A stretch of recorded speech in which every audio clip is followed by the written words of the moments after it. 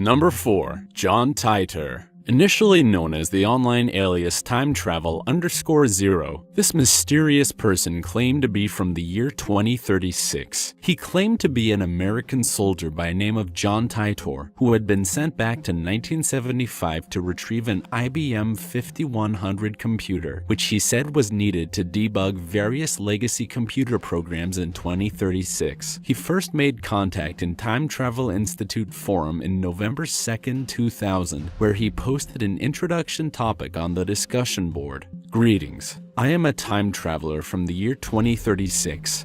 I am on my way home after getting an IBM 5100 computer system from the year 1975. My time machine is a stationary mass temporal displacement unit manufactured by General Electric. The unit is powered by two top-spin dual positive singularities that produce a standard offset Tipler sinusoid. I will be happy to post pictures of the unit.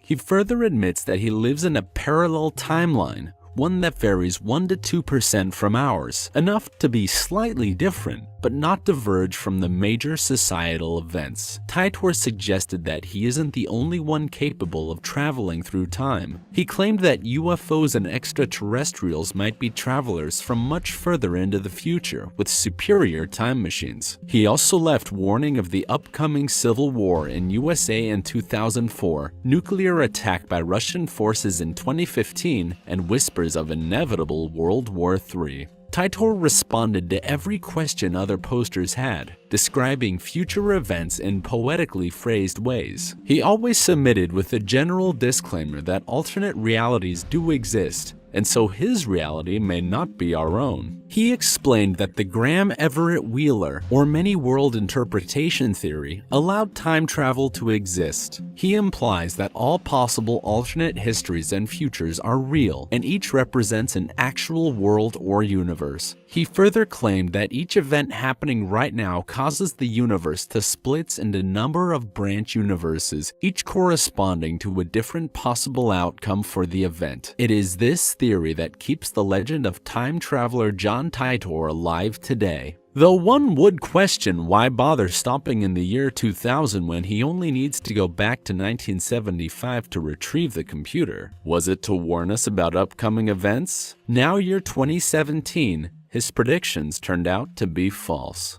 What do you think? Could John Titor really have been a time traveler, or just a complete hoax?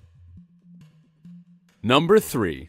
Andrew Carlson. He claimed to use the power of time travel, in which he made an $800 investment into an outstanding $350 million fortune over the course of 2 weeks. In 2003, he succeeded over 126 consecutive high-risk stock gambles. And with each success, it caught the eye of the FBI and the Securities Exchange Commission. They claimed that it was impossible to pull off such daring feat legally, and stated that Andrew was connected with someone with illegal inside information. Reports suggest that after his arrest, he submitted a 4-hour confession where he claimed to be a time traveler from 200 years in the future. He offered to tell investigators the whereabouts of Osama bin Laden and the cure for AIDS in return for a lesser punishment, and to be allowed to return to his timecraft. Though, when asked about his time machine, he refused to reveal the location of the device or discuss how it works, supposedly out of fear the technology could fall into the wrong hands. However, the FBI were quite confident that his time-traveling claims were bogus. Yet the SEC source admits that there was no records of Andrew Carlson existing anywhere before December 2002.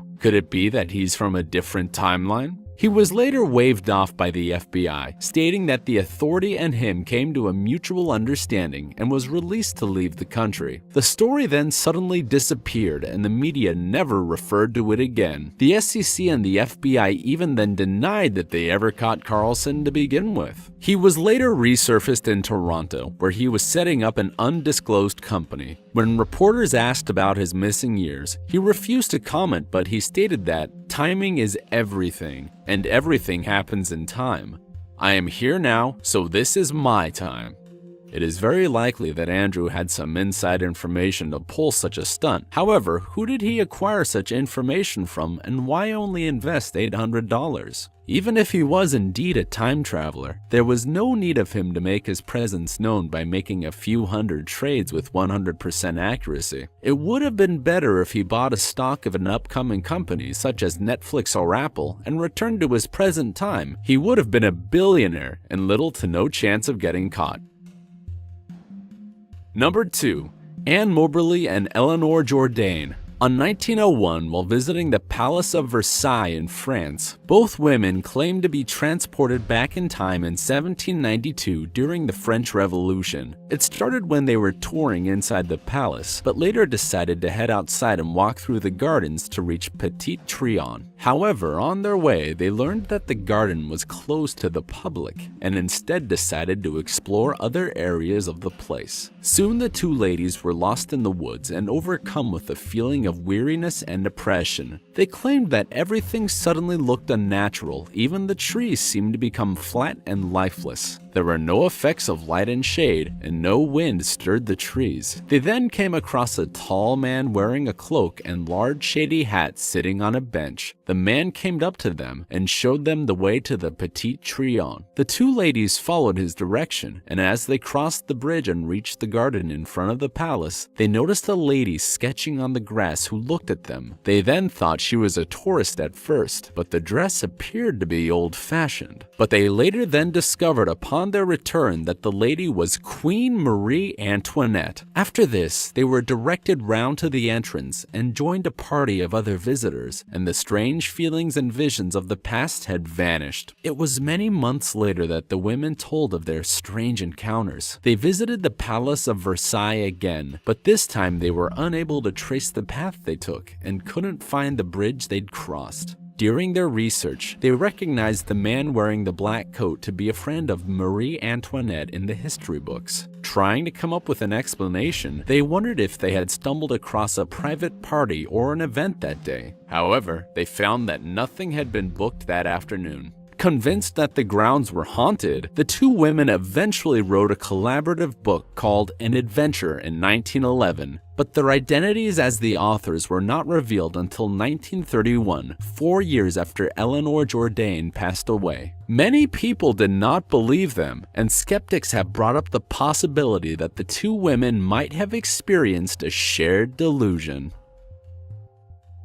Number 1. Sir Victor Goddard. In 1935, Air Marshal Victor Goddard, a senior British Royal Air Force officer, had encountered a bizarre storm during his flight from Edinburgh, Scotland to his home airbase in Andover, England. The storm was very strange, mainly because the clouds were yellow. On his flight, he saw an abandoned airfield in Drem from a distance. It was overgrown with foliage, and the hangars were falling apart. As he approached above the old airfield, the storm suddenly disappeared, and Goddard's plane was now flying in clear sky. Also, this time as he flew over the Drem airfield, it looked completely different. The hangars looked like it was newly constructed. There were 4 airplanes on the ground, 3 of which were biplanes and were painted in unfamiliar yellow. The 4th one was a monoplane, which the Royal Air Force had none of in 1935. It also caught his attention that the mechanics were dressed in blue uniform, which he thought was odd because all Air Force mechanics were required to wear brown attire. Since he was flying quickly above the airfield, he didn't have much time to think about it to truly understand what he was seeing. As he passed over the airfield, the storm suddenly returned and the yellow clouds began to reappear. When he finally landed, he couldn't help but tell his colleague of what happened. However, as he expected, none of them believed him, and so he decided to keep it to himself.